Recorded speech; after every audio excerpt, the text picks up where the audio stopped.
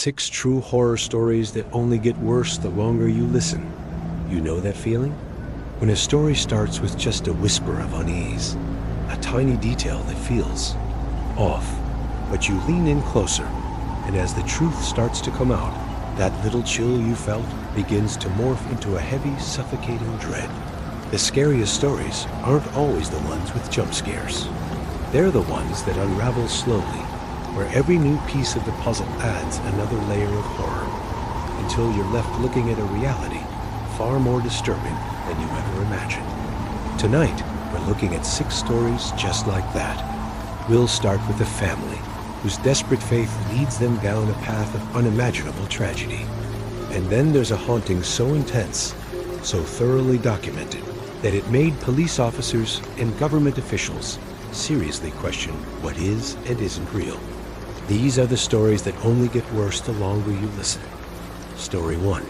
The Deadly Exorcism of Kennedy Ife. In August of 2016, something started to change with 26-year-old Kennedy Ife.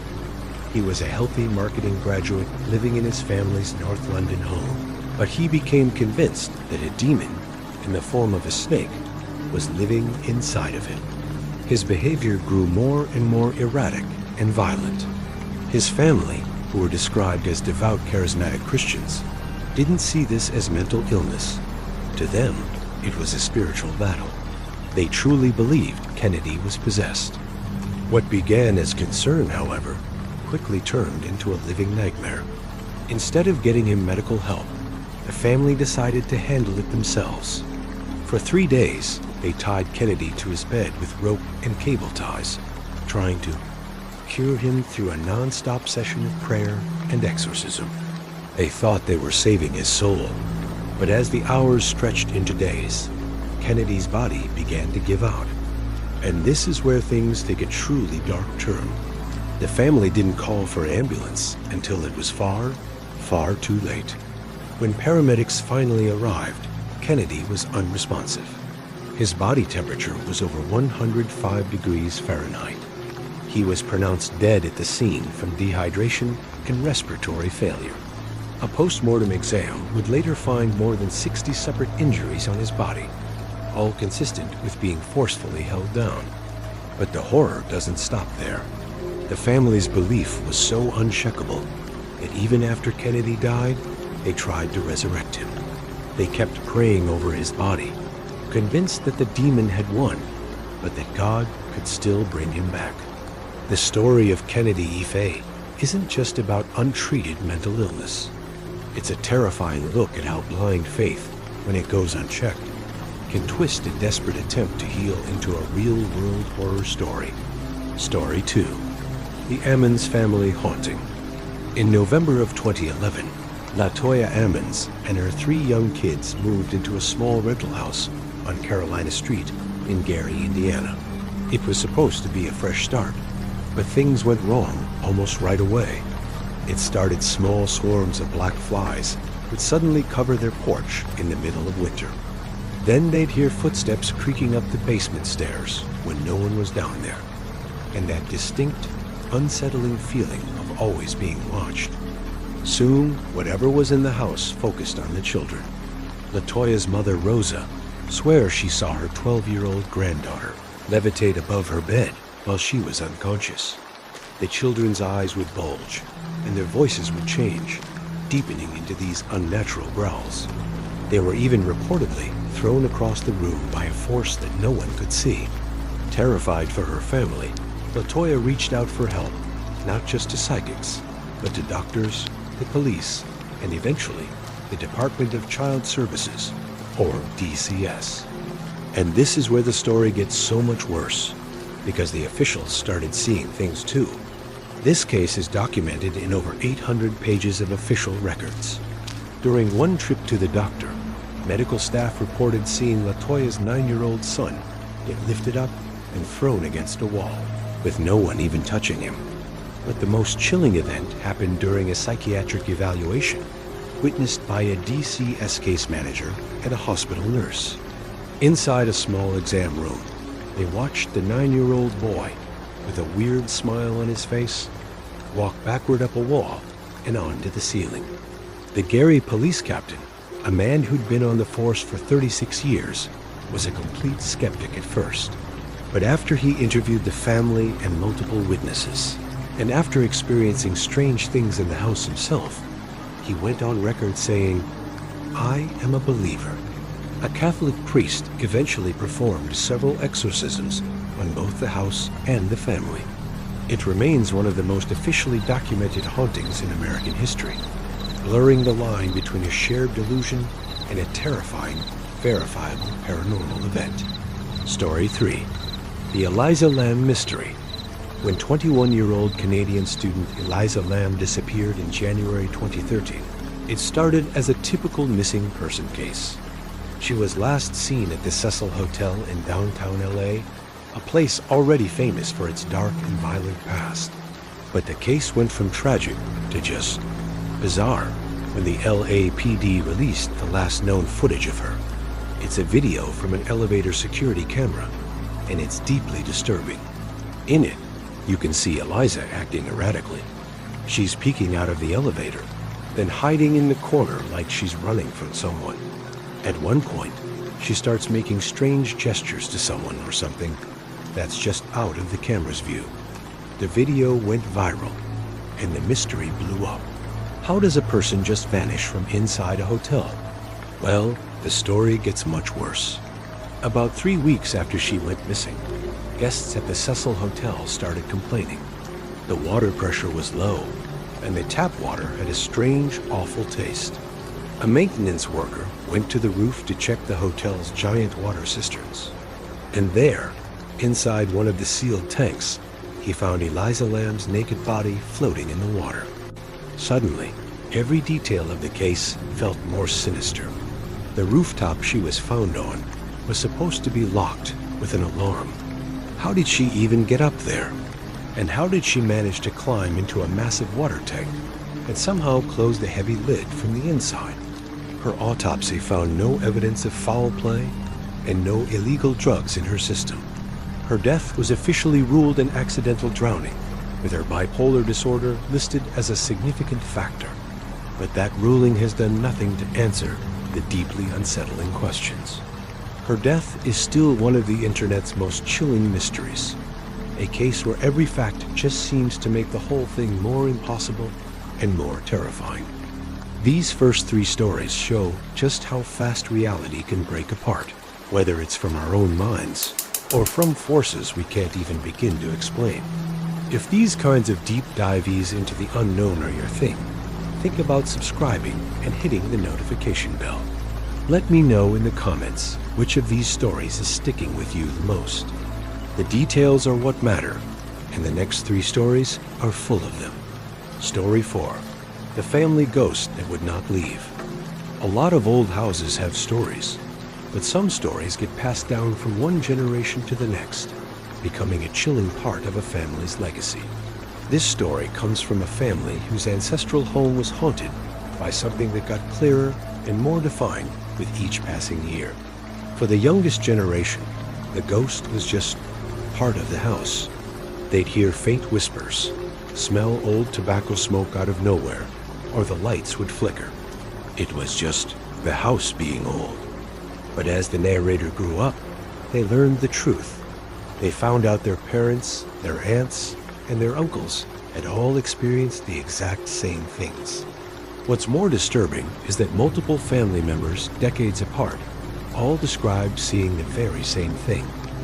A tall, thin man who would just stand in the doorway of the master bedroom. He never did anything aggressive, but his presence was this constant, unnerving weight on the whole house. But this is where that feeling of unease really starts to creep in.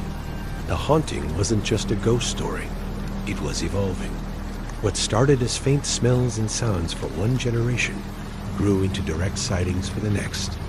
Eventually, guests refused to stay the night, saying they felt a powerful sense of dread or felt like they were being watched. The family dog wouldn't even go into certain rooms. It would just stand there, whining and barking at nothing. The story gets worse because it never actually ends. It's a continuous, escalating haunting that's literally woven into the family's DNA. Every new generation doesn't just inherit the house. They inherit the ghost that comes with it, leaving them to wonder what it's going to do next. Story 5. The Ghostly Mother and the Poisoned Milk. When two young sisters were growing up in a charming old farmhouse, they thought they had a secret friend. They called her Mother, a gentle spirit who seemed to watch over them. The haunting was almost sweet.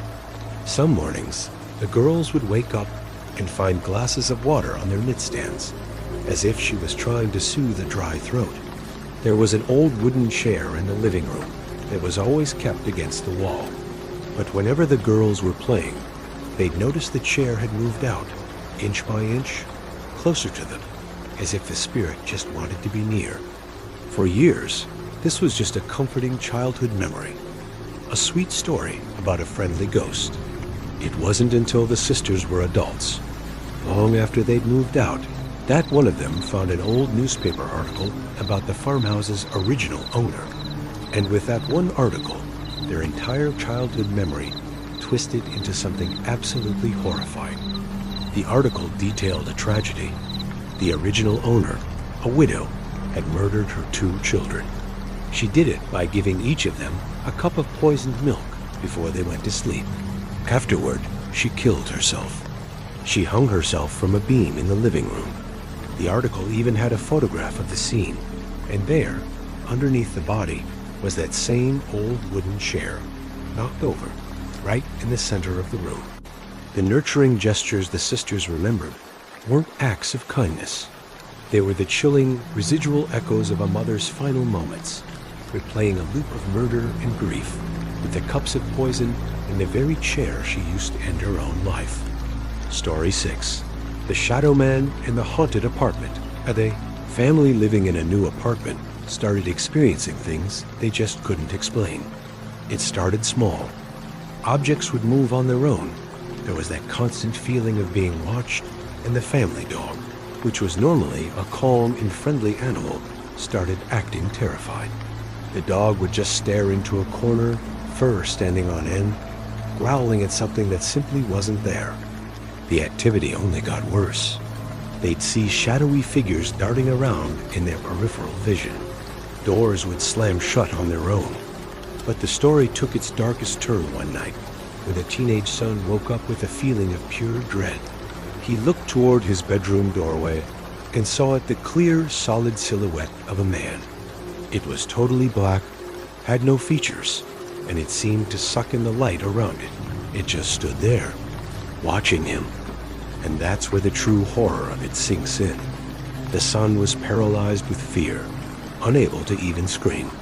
After what felt like an eternity, the figure just slid back into the hallway and vanished.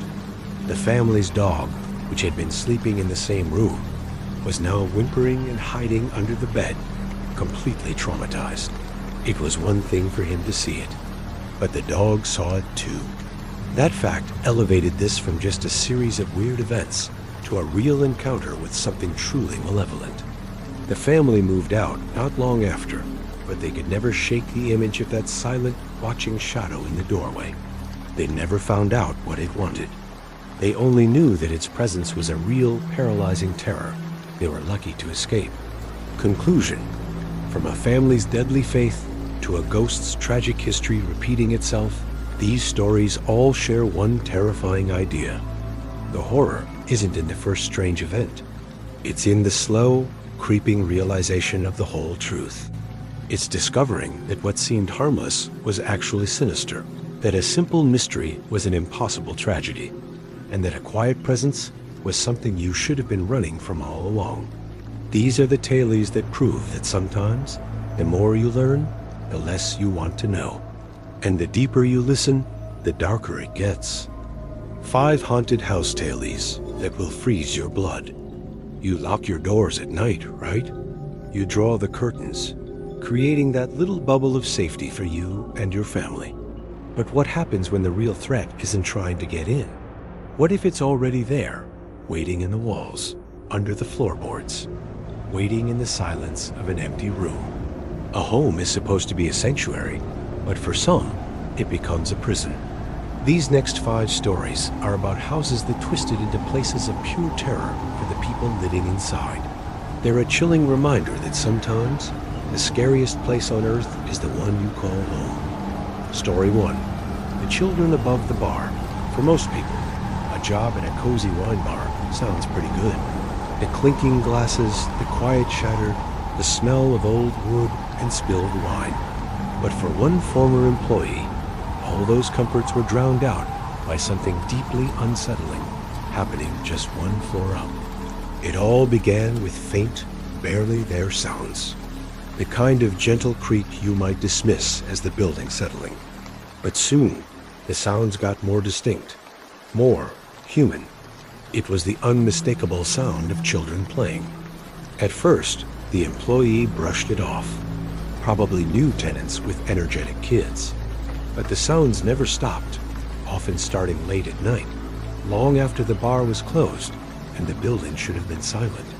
They'd hear the pitter-patter of tiny feet racing across the ceiling, followed by the faint, ghostly sound of laughter. Sometimes they'd hear a child humming a simple, haunting tune. But the weirdest thing? The sound of running water. A shower hissing and rushing, sometimes for hours on end. Getting more than a little freaked out, the employee finally asked their boss about the upstairs neighbors. The owner's face went white. She explained that nobody had lived in that apartment for over a decade. No tenants, no children. And the most chilling part? There were no water lines connected to the upstairs unit. The shower they were hearing every night simply didn't exist.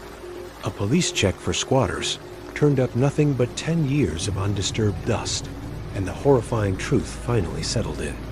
Local legend says the last family in that apartment met a tragic end. A mother had a fatal accident in the shower, leaving her 2 small children all alone. Unable to care for themselves, they eventually starved, waiting for a mother who would never come home. The sounds from upstairs weren't just a nuisance. They were the echoes of a profound sadness, forever trapped within the walls. Story 2. The Curse on Lombard Street. Back in the 1960s, San Francisco socialite Patricia Montandon was living the high life at 1000 Lombard Street. Her apartment was famous for its lavish parties, with guests like Frank Sinatra and Andy Warhol. But that glittering lifestyle came to a dead stop after one particular party. During an astrology-themed get-together, Montandon got into an argument with a tarot card reader. As the reader stormed out, he pointed a finger at her and screamed, "I lay a curse upon you and this house. I do not forget, and I do not forgive." In the weeks that followed, a strange dread started to seep into the apartment. A deep, unnatural cold settled in the rooms, so cold that Montandon and her assistant had to wear coats inside, even with the thermostat cranked to 90 degrees. Doors and windows would slam open and shut on their own.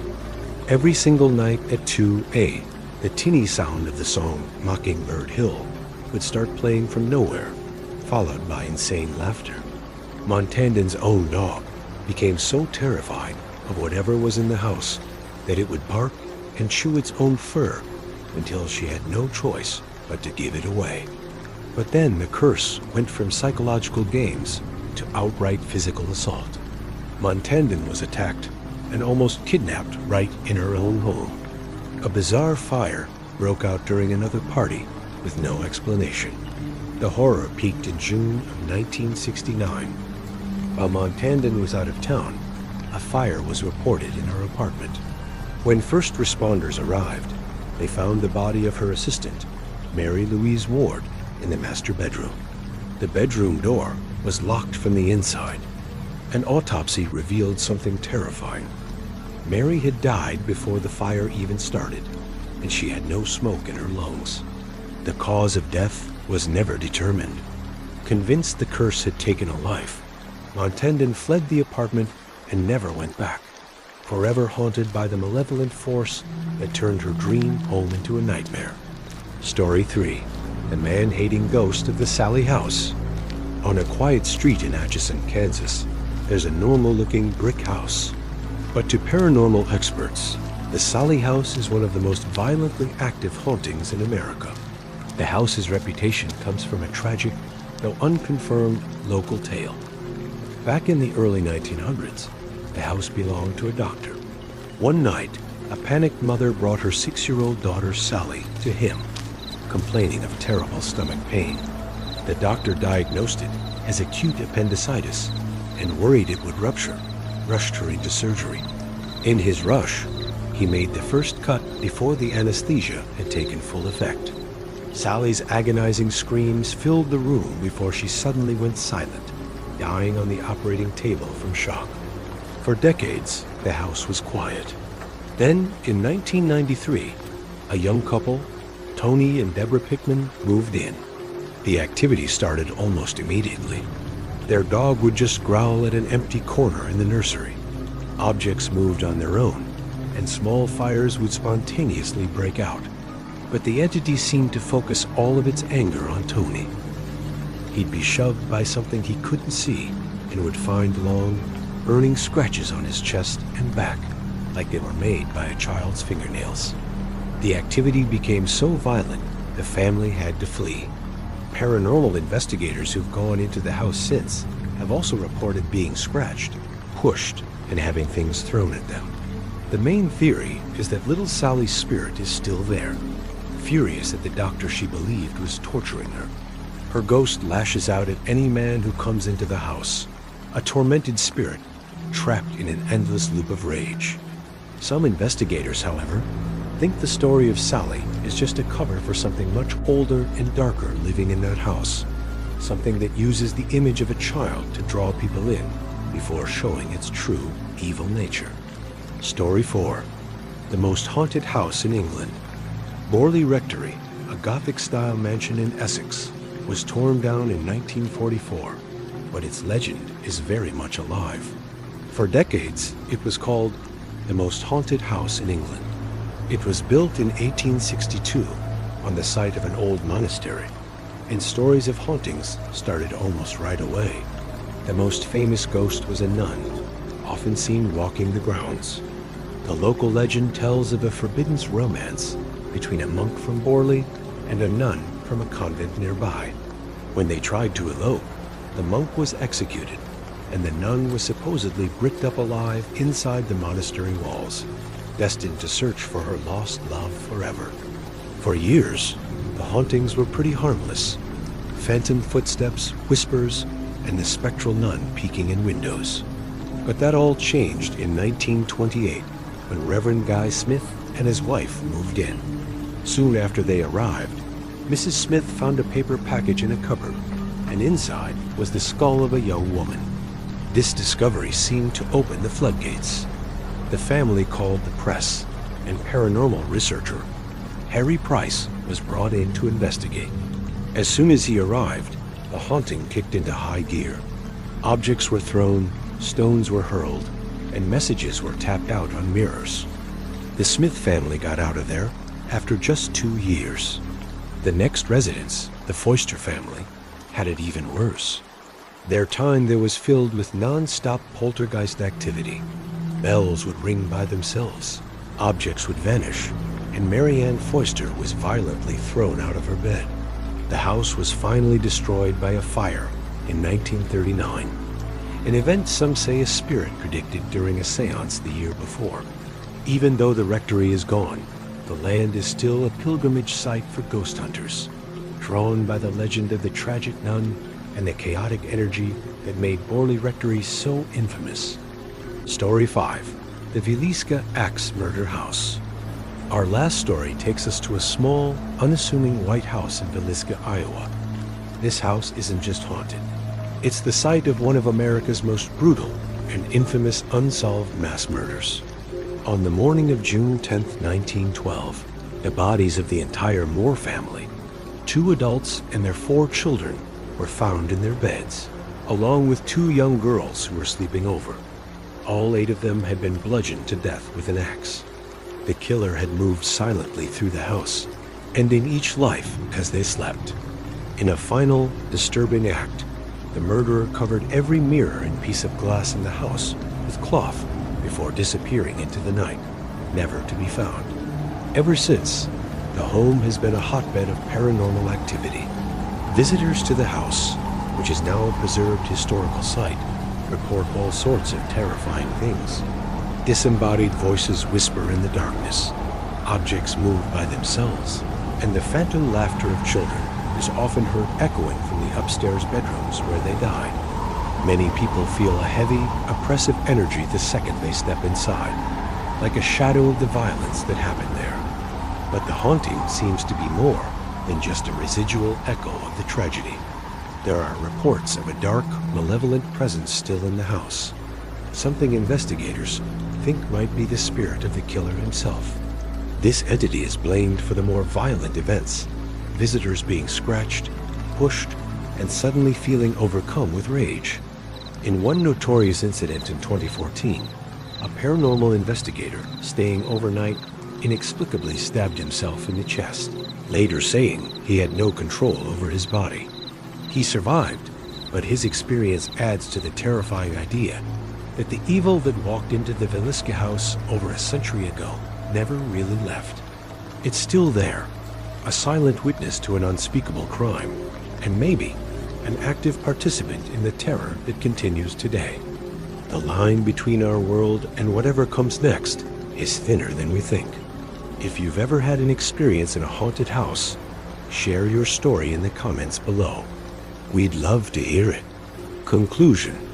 From a cursed apartment in San Francisco to a blood-soaked farmhouse in Iowa, these stories prove that the four walls we call home can't always protect us from the things that go bump in the night. They remind us that history, tragedy, and evil can soak into a place, leaving a stain that you can never really wash away. So tonight, when you hear a floorboard creak upstairs, or a weird noise from an empty room, ask yourself, are you really alone? Or has something been living there with you all along? Thanks for watching, and try to sleep well. Title: 5 True Horror Stories from Travelers Who Should Have Turned Back. There's a moment on almost any journey, a point where you head into the unknown, when a quiet little voice whispers in the back of your mind. It's that flicker of doubt, that sudden, cold feeling that tells you to maybe just stop, turn around, and go back to where things are safe. Most of the time, we just brush it off. We tell ourselves it's just travel nerves or some irrational fear. But the 5 travelers in these stories learned the hard way that sometimes that voice is the only thing standing between you and a real-life nightmare. They were looking for adventure in beautiful wilderness, historic hotels, and even on a simple drive home from a basketball game. What they found instead was a danger that was all too real, lurking just beneath the surface of a perfectly normal day. From a mysterious death that baffled the entire world to a chilling incident inside one of America's most haunted houses, these are the stories of travelers who went right past the point of no return. Story number 1. The Vanishing at the Cecil Hotel. For 21-year-old Canadian student Eliza Lamb, a solo trip down the West Coast was supposed to be the adventure of a lifetime. In late January of 2013, she arrived in Los Angeles and checked into the Cecil Hotel in the heart of downtown. Sure, the hotel was affordable and in a great spot, but it had a dark and twisted past of history, stained with suicides, murders, and all kinds of secrets. Eliza was just a tourist, though, completely unaware that she was about to become the hotel's most haunting and permanent mystery. She was scheduled to check out on January 31st, but that day came and went. Her parents, who she had spoken with every single day of her trip, suddenly couldn't get a hold of her. When she missed her checkout, they knew something was wrong, and the Los Angeles Police Department was called. The search started, but days turned into agonizing weeks with absolutely no sign of Eliza. The entire hotel was searched, but she was gone. Then, on February 13th, the LAPD released a video that turned this missing persons case into a global obsession. It was grainy surveillance footage from an elevator, and it was the last time anyone ever saw Eliza Lamb. In the video, she seems deeply distressed, behaving in the most erratic way. She steps into the elevator and starts pressing multiple buttons. When the doors somehow fail to close, she peeks out into the hallway, looking around almost like she's looking for someone, or maybe hiding from them. She darts back in, pressing herself against the elevator wall, then steps back out, moving her hands in these strange, unnatural gestures. Finally, she walks away, and the elevator doors just close on an empty car. The entire world watched this, horrified and completely confused. What on earth was she so terrified of? The mystery only got stranger when hotel guests started complaining about the water.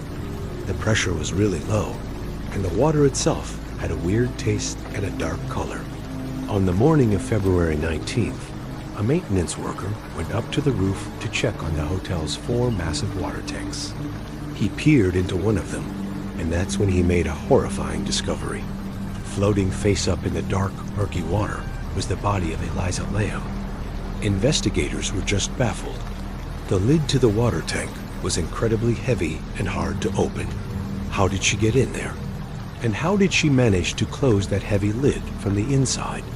The coroner's office ultimately ruled her death an accidental drowning, listing her bipolar disorder as a major contributing factor. They suggested she might have been having a psychotic episode. But for the millions of people who watched that chilling elevator video, that explanation has never felt right. We're all left with the haunting image of a young woman in her final moments, caught somewhere between a world we can see and a terror that we can't. Story number 2. The darkness in the Villisca Axe Murder House. Some places just feel like they're soaked in tragedy, their very foundations stained by the horror of what happened there. The Villisca Axe Murder House in Iowa is definitely one of those places. On a quiet June night back in 1912, 8 people, a mother, a father, and 6 small children were brutally murdered in their beds with an axe. The killer was never caught, leaving a permanent scar on the small town and turning the house into a hotspot for paranormal investigators. For a fee, thrill seekers can actually spend the night hoping to connect with whatever spirits might still be lingering there. In November of 2014, a 37-year-old paranormal investigator named Robert Lowerson Jr. traveled to the house for exactly that reason. He arrived with his group, ready for what he called a recreational paranormal investigation. These overnight stays were pretty popular, and guests often reported strange things.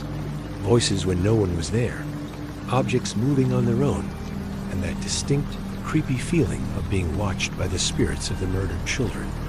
As the night went on, the investigation took a deeply unsettling turn.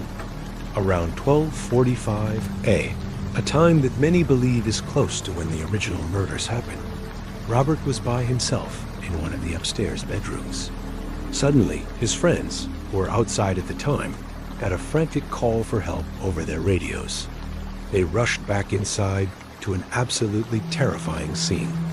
They found Robert on the floor, bleeding from a severe, self-inflicted stab wound to his chest.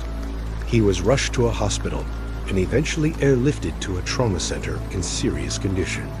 The police investigated and concluded there wasn't any foul play. Robert had stabbed himself. The owner of the house was devastated by what happened, saying that while people have weird experiences all the time, nothing like this had ever occurred before.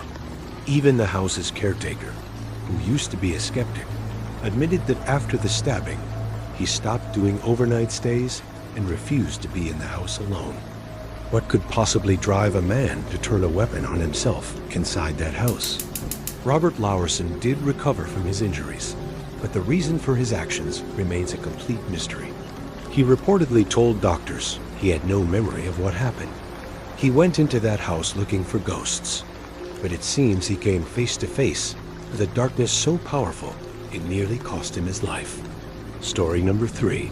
The wrong turn to nowhere. For 5 best friends from Yuba County, California, the night of February 24th, 1978, was supposed to be a fun, simple road trip. The men, who were all in their 20s and early 30s and had mild intellectual disabilities, were known to everyone as The boys, they were completely inseparable. That night, they piled into a 1969 Mercury Montego to drive about an hour north to the city of Chico.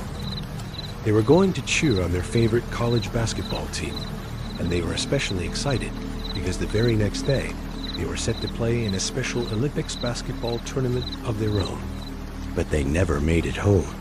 They certainly never made it to their big game. When the men didn't return, their families reported them missing. The first and most baffling clue came a few days later when their car was found. It wasn't on the road between Chico and Yuba City. Instead, it was discovered abandoned on a remote, winding mountain road, deep inside Plumas National Forest, miles in the wrong direction and high up in the snow. The car was unlocked, and inside were their wallets and the snacks they bought after the game. The weirdest part? The car was in perfect working order and had plenty of gas. It had gotten stuck in a snowdrift, but 5 healthy young men could have easily pushed it out. So why did they abandon it and walk off into a freezing, desolate wilderness? For months, there were no answers. Then, in June, as the snow finally began to melt, the forest began to give up its secrets. First, the remains of 4 of the men were found, but the way they were discovered just created more questions. 2 were found on the side of the road, miles from the car. Another's remains were found even deeper in the woods. The 4th, a man named Ted Wire, was found inside a Forest Service trailer nearly 20 miles away from the abandoned car. He had wasted away, losing almost 100 pounds before he died. The truly maddening part is that in that trailer, there was a locker full of enough canned food to keep all 5 men alive for a year. There was furniture to burn and a propane tank that could have provided heat. Ted had managed to open a few cans of food, but he had frozen and starved to death in a place that could have easily saved him. And what about the 5th man, Gary Mathias? His sneakers were found inside the trailer, suggesting he'd made it there with Ted, but his body was never found. To this day, no one knows why the boys drove up that lonely mountain road, why they left their car, or what terrifying series of events led to 4 of them dying in the wilderness. It was a trip they should have come home from, but a wrong turn somewhere in the night led them into a mystery that has never been solved. Story number 4, The Watcher in the Appalachians. The Appalachian Mountains are ancient, mysterious, and absolutely massive. The dense forests and isolated hollers have been the source of countless legends and ghost stories for centuries. For hikers, the trails offer peace and incredible beauty. But sometimes that solitude is just an illusion. Sometimes you're not nearly as alone as you think you are. One solo hiker on a multi-day trip deep in the Tennessee wilderness found this out in the most terrifying way. The first couple of days were perfect. Crisp air, beautiful scenery, the peaceful silence of the deep woods. But on the 3rd day, that silence started to feel different. It felt heavy, almost oppressive. You know, the kind of quiet that feels like the whole world is holding its breath. He just couldn't shake that feeling, that primal instinct that he was being watched. Every snap of a twig, every rustle of leaves just out of sight sent his heart racing. He'd spin around, trying to catch a glimpse of something in the dense tree line, but he never saw a thing. He tried to tell himself he was just being paranoid, that it was probably just a deer or maybe a bear, but the feeling wouldn't go away. Whatever it was, it felt intelligent. It felt like it was stalking him, always keeping pace, but staying just out of view. As dusk began to settle in, his unease turned into outright terror. He packed up his camp in a mad hurry, his hands shaking. All he wanted was to put as much distance as possible between himself and whatever was out there in the trees. He finally just abandoned the trail altogether, scrambling through the undergrowth, desperate to get away. Later that evening, completely exhausted and rattled, he finally made it back to his car at the trailhead. As he threw his pack into the back, the beam of his headlamp caught something on the rear window. There, Drawn into the thin layer of dust and dew was a perfect handprint. It was on the driver's side, right where his head would have been. It was large, impossibly large, and the fingers were way too long and slender to be human. He hadn't seen a single soul all day. The car had been locked. There was no logical explanation. He had been watched, and whatever it was had left him a message. A silent, chilling reminder that he was in its territory, and it could have gotten to him at any time. Story number 5. The Sound in the Swamp. The Florida Everglades is a place of raw, primordial nature, a maze of swamps, sawgrass, and mangrove tunnels, just teeming with life. But for all its beauty, there's an undeniable eeriness to it, especially after the sun goes down. The sounds of the swamp at night can play tricks on your mind, blurring the line between the call of an animal and something else entirely. A lone hiker decided to spend a couple of days camping out in the vast wilderness, just looking for some peace and quiet. The first day was exactly that, but as evening approached, he found a good spot to pitch his tent and started to feel that familiar, deeply unsettling sensation. The hairs on the back of his neck stood up. He was being watched. He grabbed his machete, mostly just to make himself feel a little better, and scanned the dense brush around his campsite.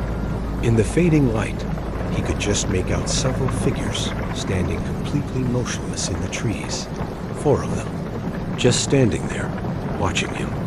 He called out, his voice sounding tiny in the huge, empty space. Hello? Nothing. Just the silent, unnerving stare of the figures in the woods. Real fear started to curdle in his stomach. Were they other hikers? Maybe escaped convicts? All the local ghost stories he'd always laughed off now felt terrifyingly real. He made the decision to abandon his camp. As he frantically started packing his gear, he heard them start to move, not towards him, but away, their sounds fading back into the swamp. He thought maybe he'd scared them off, but then a new sound started. It was a strange, high-pitched, chittering laugh that echoed out of the darkness. That was followed by a woman's voice, speaking as if she were in a normal conversation, but the words made no sense at all. Then came a blood-curdling shriek that ripped through the night. It was not an animal. It was a sound of pure, unadulterated terror. That was it. He grabbed his pack and he ran. He didn't dare look back. He ran for 10 miles through the pitch-black swamp, fueled by nothing but adrenaline and fear, as strange calls and angry shouts in a language he couldn't understand chased him all the way back to his car. He had gone into the Everglades, looking for solitude, but he found something else waiting for him in that swamp. Something ancient and territorial that does not like visitors. From the concrete hallways of a haunted hotel to the deepest parts of the American wilderness, these stories all share one thing in common: a moment of choice. A single moment with a path forward led not to adventure, but to absolute terror.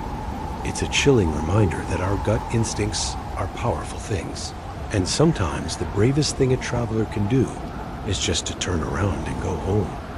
What did you think of these stories? Have you ever had an experience while traveling where you felt like you should have turned back? Let me know down in the comments.